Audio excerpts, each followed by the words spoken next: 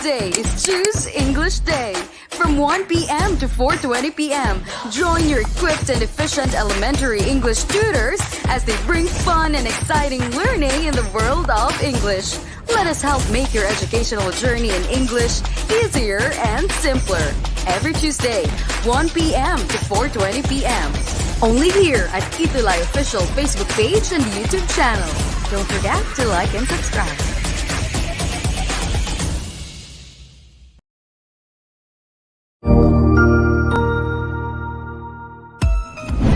Mabuhay! Good day to all!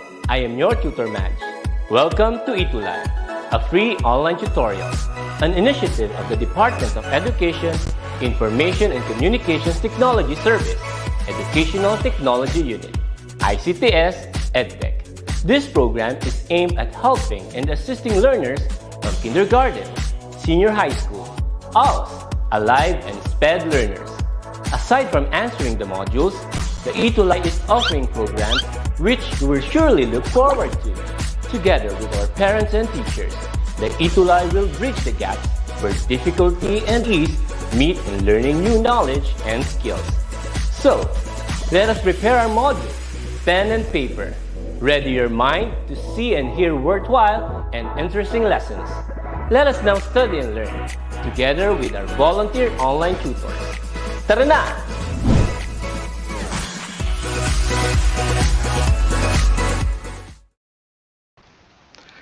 Hello, good afternoon, maayong hapon to everyone who's watching us through our DepEd ETUlay official Facebook page and YouTube channel. Yes, magandang hapon sa lahat ng mga mag-aaral, guro at mga magulang na nakatutok sa atin ngayon. It's Tuesday at alam niyo naman, kapag Tuesday, it's Choose English Day.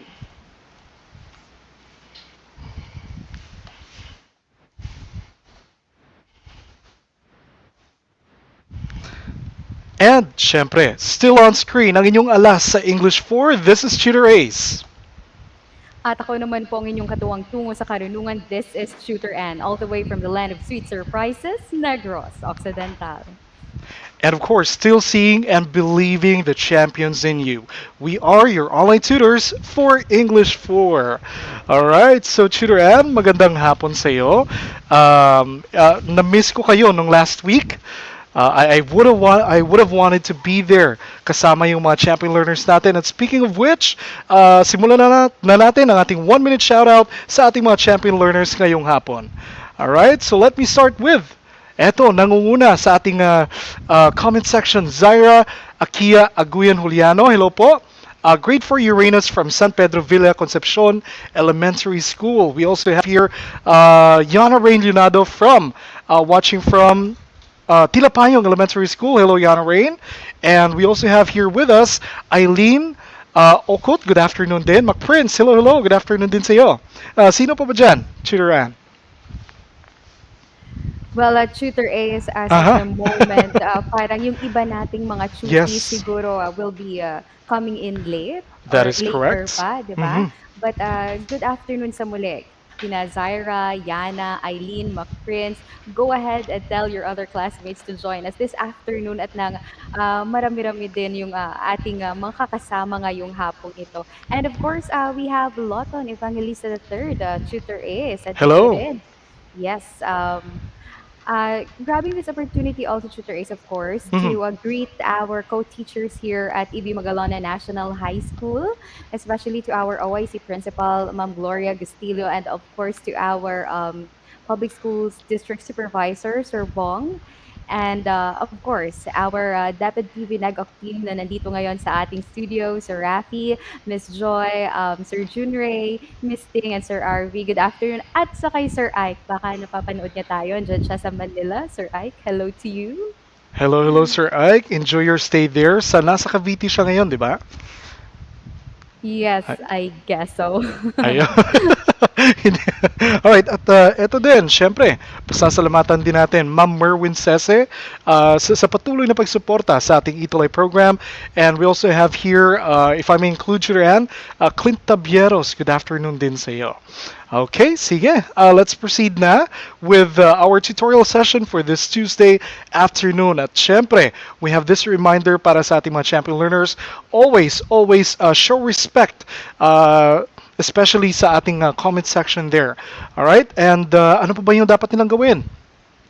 Yes, wag din na sana nilang kalimutan na i-click ang ating share button to share this online session on English 4 at nang marami pa ang ating ma-reach this afternoon. Marami pang makasabay sa atin at marami pang makasali sa ating online session for this afternoon. So go ahead and click that share button, our dear tutors. That is correct. And syempre, McPrince, thank you so much. You know what? I want to take this time to congratulate you as well, Tutor Ann, for winning the exemplary tutor for English for quarter 3 at syempre. That would not have been achieved if hindi dahil sa hard work at saka yung suporta ng ating mga colleagues, ng mga pamilya natin, DepEd TV family as well, Division of Negok, and of course sa lahat ng mga champion learners natin na palagi nakatutok at sumusuporta sa ating programa every Tuesday afternoon. All right, so patuloy lang, champion learners. We really enjoy you or your company, syempre sa ating mga tutorial sessions, and we really are having fun. At kami ni Tutoran, we're doing our very best to make every session worthwhile, and at the same time, a session wherein you can learn and really expand your knowledge when it comes to English, diba? So once again, Tutor Ann, congratulations sa iyo. So eto na, proceed na tayo with our topic for week 5 for English 4. Week 5 na pala, Tutor Ann, ang bilis, no? Ang bilis ng panahon. Matatapos na tayo sa ating session in just in a couple of weeks time. Ayun. Yes, Sige. yes, tama yan. Tama yan, Tutor Ace. Ilang lesson na lang and magtatapos na tayo for this school year. Diba? That is correct. But for now, I don't want to think about it. I just want to be able to, may deliver or to be able to share itong napakagandang session natin for this afternoon. Of course, we're talking about our topic this afternoon, which is to distinguishing among types of journalistic writing. Ayun. So, Tutor Ann, ano na ba yung na-cover natin for the past 4 weeks? All right, let's have a short recap lang for week 1 Tutor Ace. We're done with writing a story, writing a reaction about the story read, distinguishing fact from opinion, and last week, identifying features of journalistic writing, and now for week 5, we will be focusing on distinguishing among types of journalistic writing. Ayun, and we would like to thank SDO Negros Oriental Region 7 for the module that we are using as our reference para sa ating topic for this afternoon. So thank you so much. These are our objectives for this afternoon session. At the end of the tutorial, we should be able to, or our champion learners should be able to, number 1, or letter A. Yes, we have the following objectives. Rather, we have tell what type of journalistic writing is an article read, distinguish among different types of journalistic writing, and last to answer questions about the articles read. Alright, Actually, sige. Tutor Ace, Mhm. nag-echo daw tayo, sabi Uy. ni McPrince. Sige, thank you for bringing that to our attention, McPrince. Tingnan natin if nagpapatuloy pa yung echo. Please let us know. Let me see what I can do here on my end as well. Okay. Now, speaking of journalistic writing, Tutor Ed, I'm sure sa ating mga champion learners, meron ditong journalists sa kanilang paaralan, campus journalist. Pwede ba nilang may share kung sino ba sa kanila yung sumasali sa school publication? I'm sure meron dito eh. 'Di ba? Yes, tama ka, Tutor Ace. I guess from the last week's topic, one of them is si Eileen, yung nakasali Uy, na ng RSPC. ayun. Congratulations, Eileen. Ang gagaling. Sige.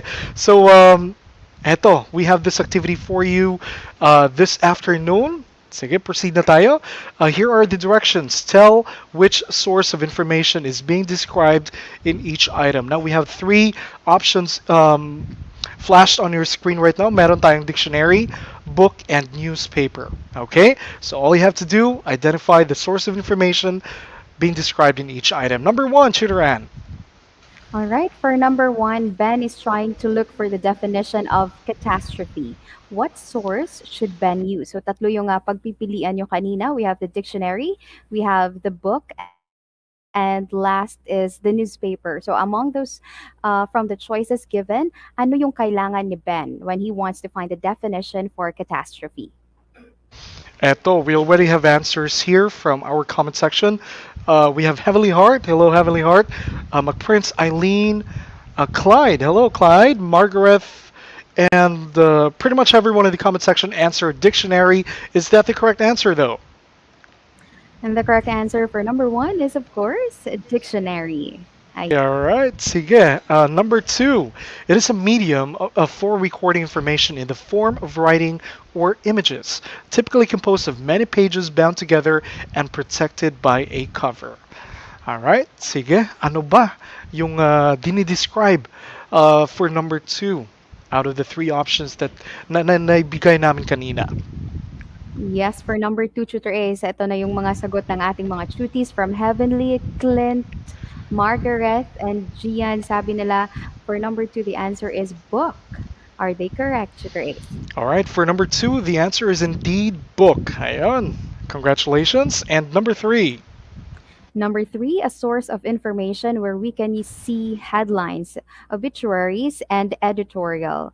So, ano kaya yung source na ito? Is it dictionary, book, or newspaper? Ano kayang tinutukoy natin for item number three? Yes, shooter. And for number three, sabi ni Margaret, Heavenly Heart, McPrince, and Clint, sabi nila, newspaper po. Tingnan nga natin, newspaper nga ba yan? Yes, let's find out. For number three, it's a newspaper. So, tama naman There sila, you go. Tutor Ace. Out of three, kaya Mhm. ilan yung scores ng ating mga tuties? I'm Ayan, very tell us in the confident. comment section. Yes. Aaron, ito nakahabol si Aaron. The answer is newspaper. That is correct. And let us know, were you able to get a perfect score? I think you did. All right. Sige, Yes, so Gian, ito. congratulations. Ang gagaling. Gian, 3 over 3. Clint, Lawton, Jaromir, perfect score. Congratulations, everyone. Sige. Eto na. We have this. Let's test your knowledge patungkol dito sa, identifying or noting details and then answering the questions that follow. Yes, Diba? and of course, Mhm. Tutor Ace, may kaugnayan din ito sa ating Of previous course. activity from the sources, one of which was the newspaper. At of course, yung isa sa mga nakasulat dito is of course the report that will be just like the sample that will be presented in this Mhm. activity. Ayan. So all you have to do is of course to read the report and then answer the questions afterward. Eto, feeling ko.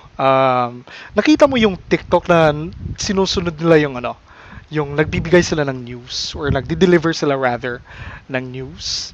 Eto, Yes, I've siguro seen pwede that nilang one. gawin to sa bahay nila, no? Parang sasabay sila, parang ganon, di ba? But anyway, go ahead, Shirahan, for our news report this afternoon. Challenge ba yun, Tutor Ace? Parang ganon na nga. All right. Good morning to all our radio listeners. This is Ann Mendoza for the weather news. A powerful typhoon will enter the Philippine area of responsibility on Monday, June 15. Pag-asa said Typhoon Pablo will pass through parts of Visayas and Mindanao tomorrow at 8 o'clock in the morning and will possibly leave the country on Tuesday evening. According to Pag-asa, Typhoon Pablo is a signal number 2 typhoon. Classes from preschool to secondary levels will be suspended in all affected areas. Alert is up for all those living near rivers and coastal areas. Evacuation is advised to those in the danger zones because of possible floods and landslides due to the amount of water Typhoon Pablo is set to release. Ayan. Ayun, ang galing. Pasok ba? Pasok Nakakatindig ba sa balahibo, one pasok na minute? pasok eh. Ang galing. Sige, showbiz balita na ba tayo ngayon? Hindi biro lang. Yes, Ayun. for just a minute. For Chica Minute. All right, so champion learners, I hope you're able to follow through with the report of Ann Mendoza for the weather news. First question natin, who is who is giving the report? Ayun. Parang naibigay ko na yung sagot ah. All right. At of course, eto, ang bilis na ng kanilang mga sagot from Mhm. Yana and Margaret. Sabi nila, si Ann Mendoza po. Si Ann Mendoza nga ba? Sige nga, tingnan nga natin kung si Ann Mendoza nga. All right. Ayun, sige. The answer for number one is indeed Ann Mendoza. Okay, congratulations everyone. Number two question, what is the news report about? Okay, so we don't have options for this one, right, Tutor Ann? Yes, tama, Tutor Ace. Silang magbibigay ng tamang sagot. For number two, patungkol saan yung ating news report na binasa kanina. Sige nga, let's see if our cuties were reading with us Mm-hmm. kanina, di ba? So, ito na ang Sige. kanilang mga sagot from Mag-Prince, actually, Tutor Ace. Sabi niya about the Typhoon Pablo. Sabi ni Okay. Margaret, Typhoon. Sabi ni Lawton, it is about Typhoon Pablo. Eileen Mm-hmm. says, about about a powerful Typhoon Pablo. Ano nga ba ang tamang sagot for number two? Okay, so their answers may definitely vary, but the news report is about a powerful typhoon that will enter the Philippine area of responsibility. So yeah, sure. Their answers, we can accept those, right? Yes, tama. It's about the Yan. typhoon. Tama yan. So number three question. When will the typhoon enter the country? Okay, so kailan kaya? Kailan Mm-hmm. kaya papasok si Pablo sa Sige Philippine nga, tingnan area of natin. responsibility? Sige, for number three, ano kaya ang sagot ng ating Eto. mga cuties dito? Nangunguna, nagbabaga, McPrince Life Niepes, June 15. Tutor Ann. Sabi ni McPrince. Well, Tingnan nga si natin. June 15 nga ba, Tutor Ace, for number Aha. three? Eto, kinompleto pa ni McPrince. Monday, June 15. Sige. At we also have here Jaromir giving the same answer. Yana Rain, Heavenly. Eto si Heavenly meron pang 8 o'clock in the morning. Ayun. Sige, tingnan natin. Who else? Zyra, June 15. What is the correct answer? The correct answer for number three is Monday, June 15. Tama Monday, naman ang kanilang June. mga sagot, Tutor Ace. Yes, that is correct. Okay, so number four. Where will the typhoon hit? Ayun. Sige. So far so good. Nasagot nila yung last three questions natin. Eto, we have another information that we're looking for. Where will the typhoon hit? Ito naman, saan kaya patungo Mhm. si Pablo, di ba? Saan kaya according to the news report? Anong lugar? Eto na, Tutor A, sabi ni Aha. Lawton, parts of Visayas and Mindanao, the same answer also, coming from Clint, Yana, and ayan, Clyde as well. Tama nga ba sila, Tutor Ace? Answer for number four is parts of Visayas and Mindanao. Ayun. Sige. Well done, everyone. Number five question. What type of writing is the report you just read? Ano kaya yon? Sige nga. Tingnan nga natin if they're gonna be able to answer this. Yes, number five. Ano kaya ang tawag natin dito sa ating binasa? Eto, at ang bilis, sabi ni Clyde, it's news, Shooter Ace. Same answer also is coming from Lawton and Gian. News nga ba, Shooter Ace? For number five, the answer is definitely news. Okay, so job well done. Everyone, tell us your score in the comment section. Paunang activity pa lang naman to. Let's see if you're able to get a perfect score. If not, that's okay. Walang problema yan. That's exactly the reason why we're having this session. We're going to be talking about that for the rest of our time. Diba? Tutor Ann, sige. Yes, tama yan, So, Shooter eto. Ace. Ayun, ang gagaling. So we have Margaret, Yana Rain, Gian, Lawton, getting a perfect score para sa ating activity first or second activity rather for this afternoon. Sige. So with that being said, syempre, we are going to be dealing with or we're going to be talking about the types of journalistic writing. Sige, Chiran, would you like to do the honors?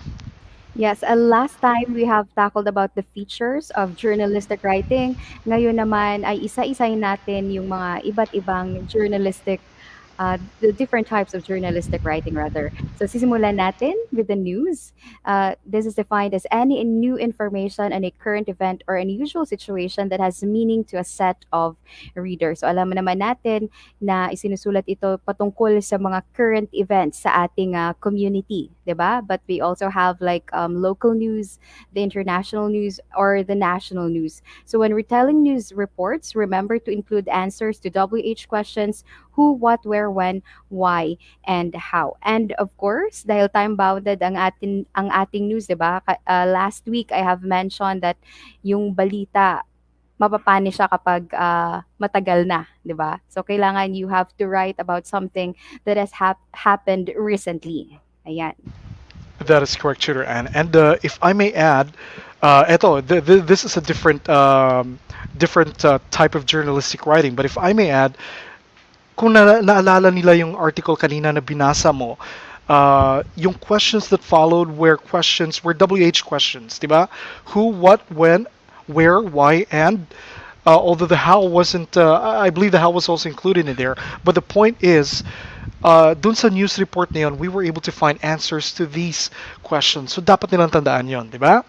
Sige. So let's proceed with the next type of journalistic writing, which is what we call feature writing. Sige. The feature, it differs from news because it's not meant to deliver the news firsthand. But they do contain elements of news. Pero eto, tandaan natin, champion learners, their main function is to humanize, to add color, to educate, to entertain, and to illuminate. And what usually happens is they often recap major news that was reported in the previous news cycle.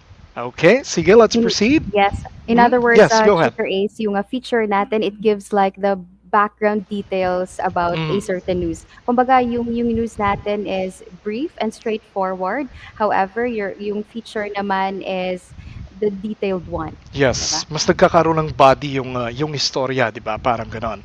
All right, so here we go with our next journalistic writing. Please, Sharan. Okay, the next one is what we call the opinion. It is a piece of writing that expresses the personal belief of the writer about timely issues. It is supported by facts. It regularly appears in each issue under the same title and at the same location. It is meant to convince readers to agree with what you feel or think about a topic. So these are writings based on the opinion of the writer. However, these are supported still by facts. Ayan, and we have some of the sample opinion statements that may begin with, in my opinion, I feel that, I prefer, I agree, that I believe, I think, I disagree that, I have to say that, and I know that. Yes, Sharan. At eto din, we also have another type of journalistic writing. This is what we call sports writing. The sports is one of the most interesting aspects of the noble profession, journalism. All right, it covers news like basketball or volleyball, a sports editorial, and sports features. And then it helps brighten up the sports page. Okay, sige. So eto, tingnan natin if they were able to, or if they're able to distinguish different types of journalistic writing um, from the discussion that we had earlier, diba? Yes, Eto, Prince. Go ahead, yes, please. bago natin simulan na tutors, ito nga, our tuties have Mm. shared something. Sabi Oh, ni yes. Eileen, lathalain po sa Tagalog, referring to the feature. Ayun, Tama yan, feature. Eileen. Tama. And from Lawton, sabi niya, opinion or editorial. That's right as well. Correct. And sabi ni McPrince, SEA Games 2022 Mhm. is one of the example of sports. Yes, tama yan, Yes, McPrince. tama yan. Yung, the one that was hosted by Vietnam, di ba? All right, so SEA Games 2022. That's correct. Eto. Sige, let's have our activity for this afternoon. Read the following texts, answer the following questions, and identify the kind of journalistic writing being shown. Okay? So, sa tunog pa lang noon, medyo marami-rami tayong babasahin dito, Tutor Ann. Sige, so let me start with this. So this is our number one article, and the title is Fast Food. All right? So fast food may taste good, but it is not good for you. You should not eat it very often. This food does not have the vitamins and nutrients that you need. Healthy food will help you grow strong and healthy, but there are extra calories and fat in fast food. Fast food restaurants also give you servings that are too big. Every once in a while, it is fun to go out and have a fast food meal. In order to stay healthy, these meals should not be eaten all the time. Choose healthier food to keep a healthy diet. Ayun, sige, parang nag-guilty ako dun sa binasa ko ah. So number one, question, what is the title of the article? Champion learners, comment your answers. Ayun, sige. Yes, So, there will be no choices, so they really have to correct. key in their answer for number one. Eto mag-Prince, sabi niya, the title is fast food. Does everyone agree with that? Gian also answered the same. Margaret, eto, fast food. Eto din, Ma'am Erwin, thank you. Na-lesson na daw nila to nung nakaraan, so I'm sure that they're gonna be able to excel in this particular topic. Sige? Ano So, nga the bang correct tamang answer. sagot? Mhm. Yes, yung sagot for number one, ayan, it's The correct fast answer food. is fast food. Ayan. So number two, what is the opinion of the writer about his article? Sige nga. So while we're waiting for their answers, hello, Patricia, Jacob, okay, sino pa ba? Aaron, hello. Jaromir, hello, good afternoon then. Sige, number two, what is the opinion of the writer about his article? Ayan, so balikan lang nila yung Mhm. ating binasang article. Ano-ano kaya yung mga opinions ng writer? Eto, Okay. at eto na, Tutor A, sabi ni Margaret Tamayo about the health of Mhm. those people who eats often in fast food. At anong sabi Okay. niya doon, Margaret? What was his Sige opinion nga. about that? Aha.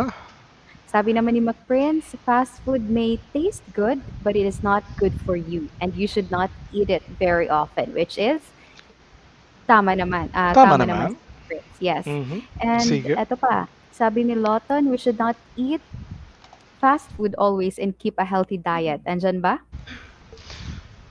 Yes, Yes, definitely. andyan din. And sabi ni Eileen, the same also. It may taste good, but it is not good for you and should not be eaten very often. Diba? Sabi naman ng Heavenly Heart, tangian, choose healthier food to keep healthy. Ano kaya yung tamang sagot? Alright? Eto, we did not include this one here, or we're not flashing it on the screen because, syempre, the answers may vary, but then the point, yung opinion ng writer is, fast food is not healthy. Diba? Parang Yes, ganon? tama yan. Yes. Sabi ni Ma'am Ma'am Merwin, Merwin. go Aaron, McDo at Jollibee are waving. Parang Sana binubuti nga niya estudyante si din ako Aaron. ni ano, no? Ni Ma'am Merwin, ano? Pwede mag-enroll? Di bira lang, Dahil, Ma'am Merwin. Yes. dahil gusto mo ding mag-McDo at Yes, mag-Jollibee. ganun yun. All right. But yes, all of their answers are actually, we can consider those correct, di ba? Uh, pero in a nutshell, if we're gonna summarize yung opinion talaga, yun lang, fast food is not healthy. It's good, but it's not healthy. Di Yes, ba? At tama yan. may mga supporting details kanina na binigay sila. It should not be eaten all the time. It's, ano pa ba yung nakita ko kanina? May Kailangan extra healthy diet. calories. Yeah. Ayan Extra yung, calories. Ayan. Sige. yes, it has, fast food contains extra calories and fats. Ganun. Okay, so Sige, next tayo. number three, what type of journalistic writing is the article? Sige nga. Tignan nga natin. Ano bang meron tayong apat na binigay kanina, di Yes, ba? tama. We have the news, Mhm. the feature, the opinion, or And the sports. Diba? So, sports. what type of journalistic writing kaya yung article natin? At eto na, sabi ni McPrince, Margaret, at Aaron, opinion daw. Tutor Ace, tama ba sila? Tignan nga natin. Opinion nga ba? Ayun. The answer is indeed opinion. Okay, sige. So congratulations, everyone. Here we go with our next article. Sige nga, All next right. article Sige. tayo. A loud crash was heard Friday morning at the gates of Kalang Primary School. The accident between a school bus and a car belonging to a parent happened in the midst of morning rush hour. Ayun. Quick Maiksi lang. decision? Sige. Yes. Number 4 question is, what is the news report about? Patungkol saan ba yung binasa nating report? Okay? Yes, patungkol saan kaya yung report natin dito? Uh-huh. I think they're going to be able to summarize this in one sentence lang. Pwede na. Just the idea of the whole thing. Or even a Or what the, phrase. yeah, Pwede even a din. phrase. Eto, sabi We ni, will accept that. Mhm. yes, sabi ni Margaret about the loud crash. Sabi Mhm. naman ni Eileen dito, a car crash. Sabi ni Mhm. McPrince about a loud crash heard on Friday morning. Ano nga ba ang tamang sagot for number 4, Tutor Ace? We're going to be able to accept all of your answers so far. Tinitignan ko dito sa comment section. The answer that we have here is an accident between a school bus and a car. Yes. Okay, To be sige. specific, di ba? Yep, Ito, that is same correct. answer also coming from Clint. Ayun, nakita ko yun. For Mhm. number 5 naman, Tutor Ace, we have the question here. When did the accident happen?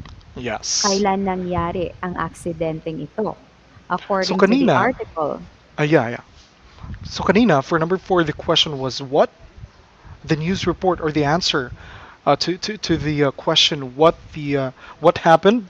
Ito naman for number 5, when did this particular event happen or uh, ano pa ba yung Accident. accident yun? Yes. A more Sige. general term, event, phenomenon, or parang ganon. Sige. So number 5, eto, we already have answers here.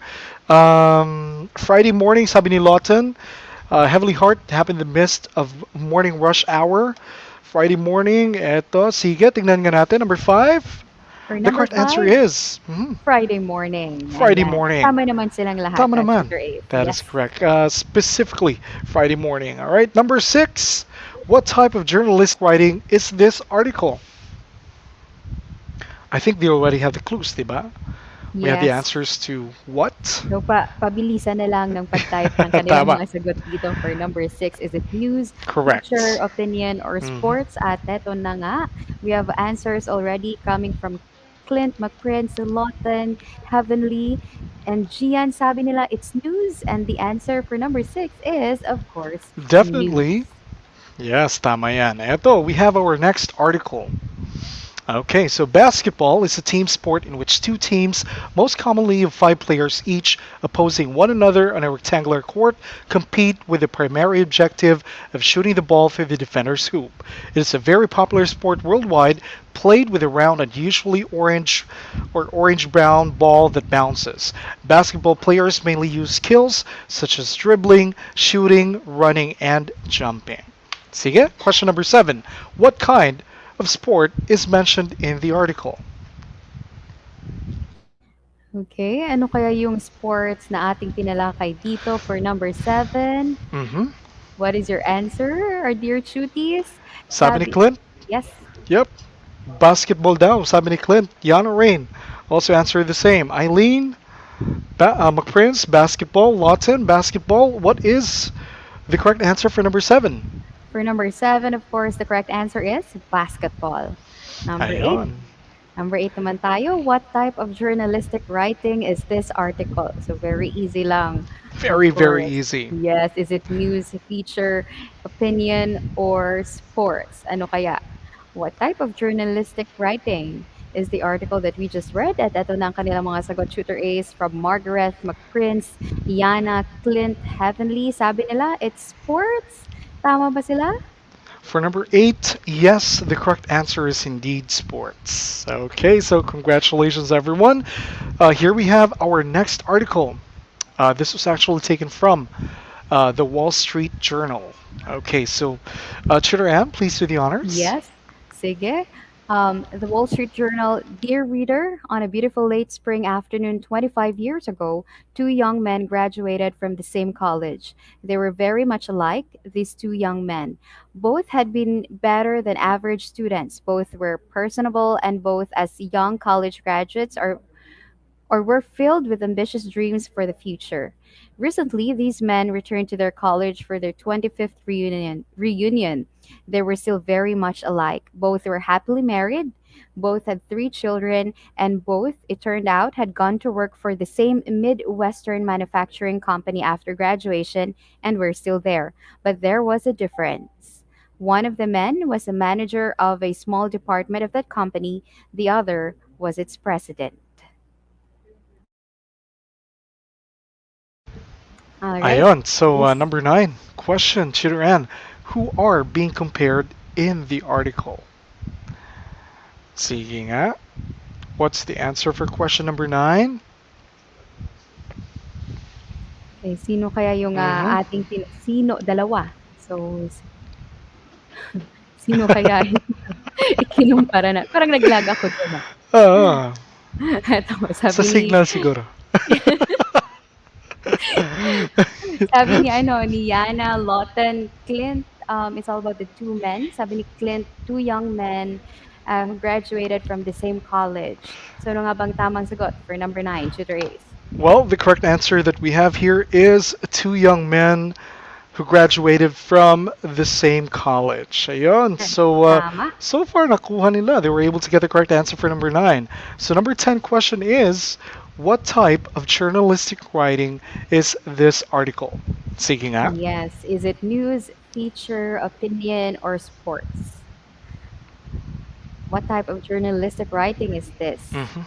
Sige, meron pa nga sumasagot sa ating number 9. Pero eto na, Tutor Ace. Meron tayong sagot for number 10 from Clint, Heavenly, McPrince, and Lawton. Sabi nila, it's a feature. Tama ba? Well, for number 10, the correct answer is feature. Ayun. So tell us your score in the comment section, champion learners. Let us know. Were you able to get a perfect score? I think we had a total of 10 items for that particular activity. Sige. Ayun. Yes. Let's We already see. have. Mhm.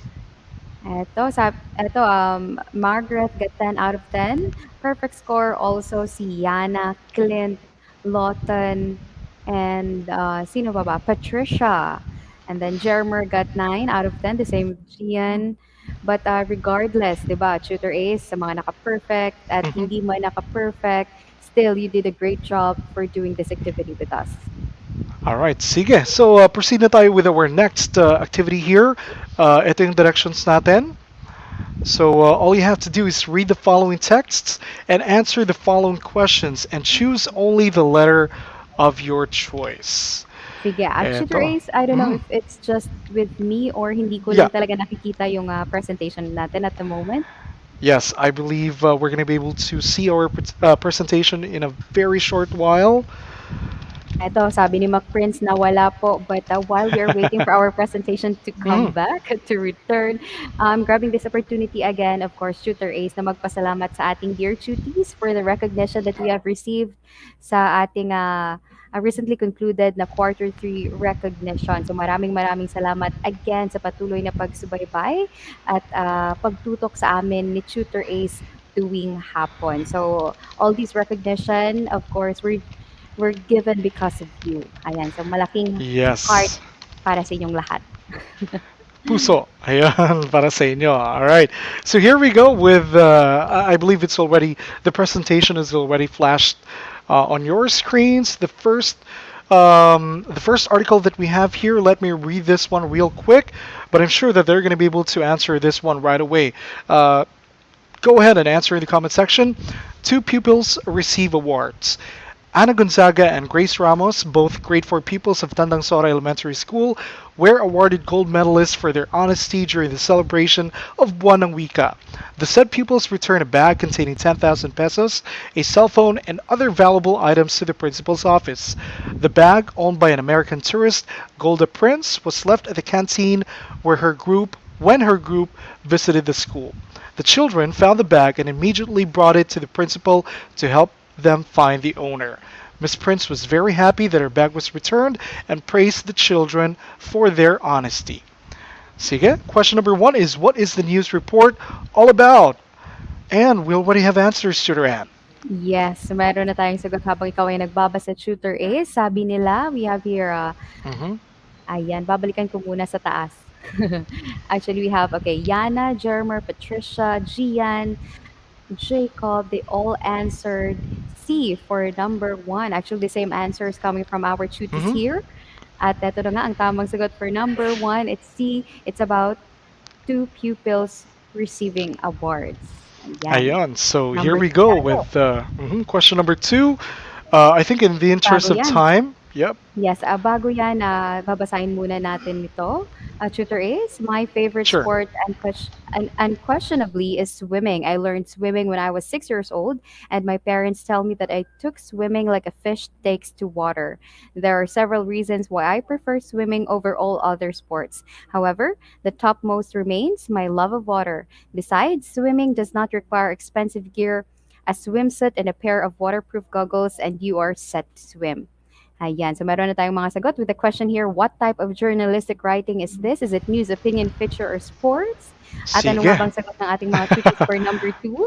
Alam mo, medyo hati sila sa comment section. Others are saying that the correct answer is letter B, opinion. Pero meron din namang nagsasabi ng sports. Sige. Okay. Pero ano nga ba ang tamang sagot dito? Tignan We nga have, natin. For number eto. 2, Yes, it's sports. Actually, to be more specific, Tutor Ace, this is actually a sports feature where the writer is using his or her adding his own personal, personality. yeah, Yeah, a personal experience personal experience with rather. the topic that is being discussed, but still it's under sports. Ayan, kasi meron tayong sports feature, meron tayong sports editorial. Ayun, sige. So, letter D is the correct answer. Proceed na tayo with number 3. All right, so why summer is the best season? Have you ever sat inside a cold, snowy day counting down the days until summer? If so, you are like me who loves summer. There are many reasons why I like summer, and I think summer is the best season. Summer is a great time to play outside since it is warm outside. You can go swimming, play at the park, and go to the beach. In summer, people get more exercise because they can go outside and be active. There are benefits to all the seasons, but you can clearly see why I think summer is the best. Number Ayan. 3? Mhm. And we have the question here, Tutor Ace. What do you think is the opinion of the writer? Why summer is the best season? Is it A, actions are limited during this time? B, there are benefits to all of the seasons? C, it is a great time to play outside since it is warm? Or D, if so, you're like me who loves summer. Ano kaya ang tamang sagot dito for number 3? Meron na tayong mga sagot from our tuties here. Tutor Ace, we have Yep. Margaret, Clint, sabi nila C. Sabi naman ni Jermer, it's B. Sabi ni Yana, it's letter C. Pero ano nga bang tamang sagot for number 3, Tutor Ace? Yes, for number 3, the correct answer is letter C. It is a great time to play outside since it is warm. Okay, Tama. Number 4 tayo. For number number 4. 4, here's our article. My grandmother now has 3 teachers, 1 journalist who is also a published author, 1 accountant, and an engineer for her offspring. I regret missing the chance to witness the silent pride in her misty eyes as each one of her children walked across the stage to receive his or her hard earned and well deserved diploma. Yet, I can see her expressions vividly. Is it because of my mother's clear description when she recounted the family struggles? No. I must have seen that look in my grandmother's eyes myself. It was last week when I told I was graduating as class valedictorian. Her response was simply to take me in her arms and whisper, keep up the tradition of academic excellence. Ayan. So what type of Ayun. journalistic writing is this? Na-reveal na ni Tutor Ay, Ace. na-reveal ko na pala. Yun, napaka-excited. Ang ganda pa ng smile ko Pero, dito. I was waiting for their answers, Shooter Am. But nevertheless, but anyway, I saw that they already gave your answers yes, even tama. before you finished reading yung article natin. But nevertheless, number 4, the correct answer there is feature. So Teacher. that's letter Yes. A. Okay. Last item na tayo. Ay, dun lang pala. Doon lang, Number 4 hanggang lang. So doon 4 lang. out of Alright. 4 is the perfect score there sa ating assessment. So, sino-sino kayang nakakuha ng perfect score? What's your score, our dear cuties? Hihintayin namin yan. And while we are waiting for your scores, magkakaroon muna tayo ng short recap dito, Tutor Ace. Yes, champion learners, for this afternoon, we have learned that news is any information on a current event or unusual situation that has meaning to a set of readers. Followed by, we have what we call the feature article. Feature contains elements of news, but their main function is to humanize, to add color, to educate, to entertain, and to illuminate. And what are the two remaining journalistic articles that we have learned for this afternoon? Yes, we also have here opinion, which is a piece of writing that express the personal belief of the writer about timely issues. It is supported by facts. Sports, we also have sports, covering news like basketball or volleyball stories, sports editorial, and sports feature. At that na nga, Tutor Ace, yung mga scores ng ating dear cuties. Actually, most of them got 4 out of 4. Mayroong iba dito na nakakuha ng 3 out of 4, but still, di ba? Congratulations. Yes, congratulations. 3/4, definitely. It's still up there, diba? So, Lawton, let's medyo sad face dito si Lawton. There's no reason for you to feel that way, all right? So, no worries. You can always go back sa ating session and then identify yung particular features where you got an incorrect answer kanina. I think that was number 2 for sports, di ba? I think that Yes, was tama. that was the item number kung saan medyo hati talaga yung comment section natin kanina. Understandably, because it appears like it's an opinion, di ba? Because the author added his or her, I believe that was a her if I'm not mistaken, yung personal experiences niya sa kanyang pagsusulat. But nevertheless, we will be, I believe we're going to be discussing or knowing more about this in the following weeks. And there's more to see, kumbaga. All right, there's more to learn in the following weeks. And in behalf of the entire elementary English team, headed by none other than Dr. Rubilin Pastrano, thank you so much for your continuous support sa ating sa ating tutorial session, sa ating ETUlay program in general. And of course, if you have feedback, please do not hesitate to use the link provided on your screens, or you can also scan the QR code that's also shown in there. All right, so Yes. Tutor Ann? And yes, also at Tutor Ace for their comments and suggestions, they could also email us at edtech@deped.gov.ph. Ayan, at dito na kami nagtatapos ni Tutor Ace. Susunod na ang ating tutors for English 5. And of course, this has been Tutor Ace. And sa muli, this is Tutor Ann. So see you again next week. See you next week, everyone.